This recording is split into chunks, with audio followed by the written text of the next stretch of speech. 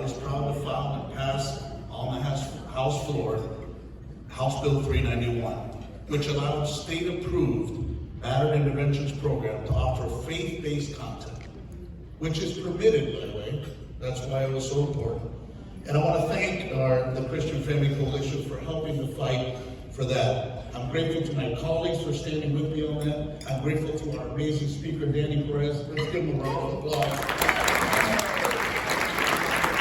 And that bill ensured that those who want the opportunity to draw strength and healing from their faith can do so.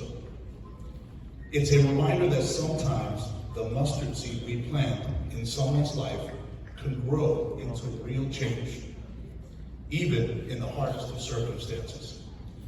Our Christian values, dignity of life, strength of family, and the call to serve are the foundations of freedom.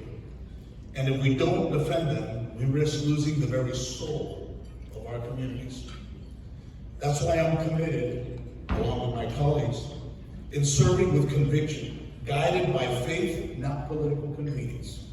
Together we can keep Florida a place where our children and grandchildren can grow in a state and a nation that honors God.